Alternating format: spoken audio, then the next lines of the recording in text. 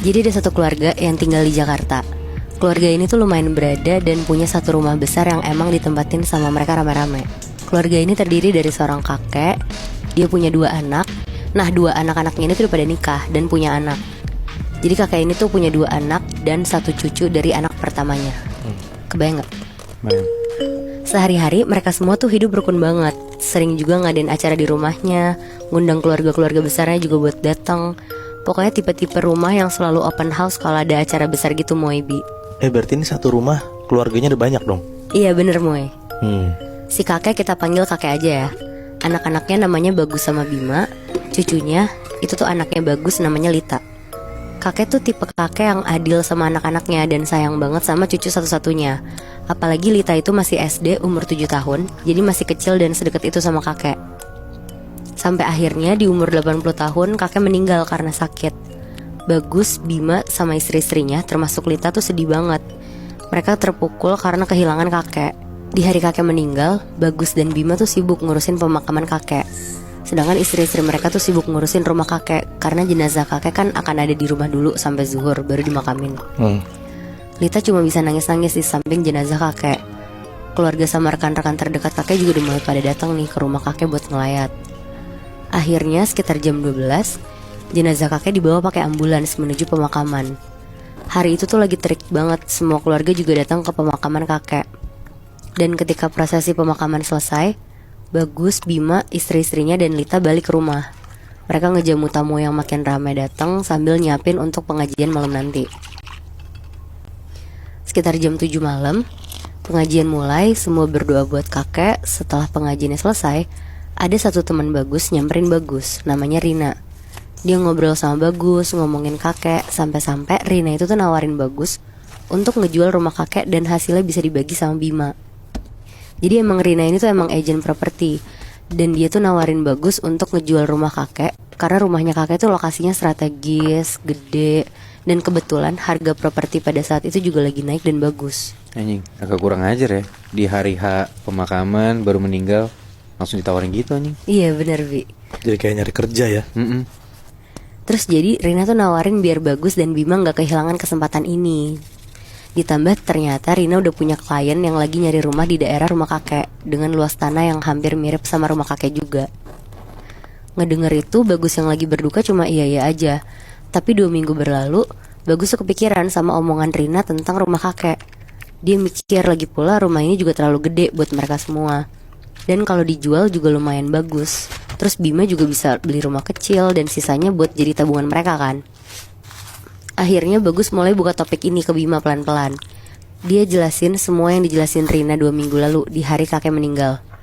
Bima kaget banget dengernya dan agak marah ke Bagus. Bima sampai bilang, "Lo gila ya, makam bapak aja masih basah, lo bisa-bisanya mau jual rumah bapak."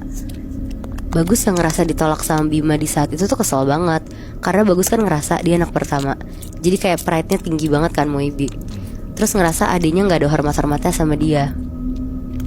Akhirnya tanpa persetujuan Bima, Bagus mulai urusin sertifikat rumah kakek buat difoto dan dikirim ke Rina. Wow. Pokoknya Bagus di sini tuh bener-bener sepihak aja tanpa ngelibatin siapapun.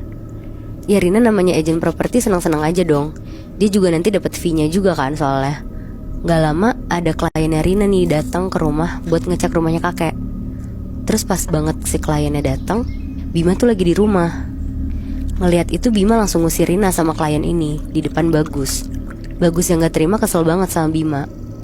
Akhirnya Moebi, Bagus pakai cara yang gak diduga-duga. Dia pakai orang pinter buat guna-guna Bima biar Bima tuh nurut-nurut aja sama Bagus. Buset, sampai begitu ya? Wow. Setelah bolak-balik orang pinter, akhirnya mulai kelihatan nih hasilnya Moebi. Pas kliennya itu balik lagi, Bima udah diem aja, udah gak peduli sama mereka semua. Bagus ngerasa ini tuh berhasil banget kan. Dia pelan-pelan ngejalanin semuanya. Dan pas banget di malam pengajian 40 hari kakek, setelah selesai pengajian, Bagus tuh bilang lagi ke Bima untuk mau ngejual rumah kakek. Dan sesuai dugaan, Bima ngeiyain itu semua. Udah nih, terus pas malam-malam mau tidur sekitar jam 9 malam, Bagus istrinya sama Lita kan tidur sekamar. Lita nih emang sebenarnya tipe anak yang suka tidur jalan gitu Moibi, kayak ngigo gitu. Sampai sleepwalking tapi. Bener. Oke.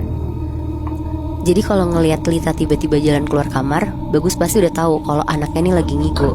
Biasanya dikejar sama dia biar dibalikin ke kamar lagi. Nah pas banget di malam itu, Lita nih jalan tiba-tiba keluar.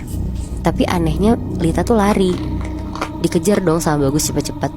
Lita lari ngarah ke kamar kakek. Terus Bagus tetap ngikutin di belakang. Nah pas Lita mau buka gagang pintu kamar kakek, Bagus langsung stopin dan megang bahu Lita buat ngajak ke kamar lagi. Tapi pas Bagus pegang bahunya terus ngebalikin badannya Lita, tiba-tiba mukanya Lita tuh berubah jadi muka kakek. Terus bilang, Bagus, Bagus, kok gitu? Wah Bagus langsung pucet. Tapi karena itu badan Lita, Bagus gak ninggalin Lita. Dia teriak nama Bima kenceng banget. Sampai semua orang yang di rumah itu tuh keluar dari kamar. Dan Lita juga ternyata keluar dari kamar mereka. Wah anjing. Nah pas Bagus balik badan lihat lagi ke arah kamar kakek, muka kakek yang dia lihat di badan Lita tadi tuh udah gak ada. Semua orang yang diceritain sama Bagus tuh gak percaya, karena nganggep Bagus itu tuh halu kan. Akhirnya semuanya nyuruh Bagus istirahat. Nah abis itu Bagus berusaha lah buat tidur. Dan pas Bagus ketiduran, Bagus tuh mimpi Moebi. Ada kakek ngeliatin dia, tapi mukanya kakek tuh marah banget di situ. Langsung kebangun kan dia.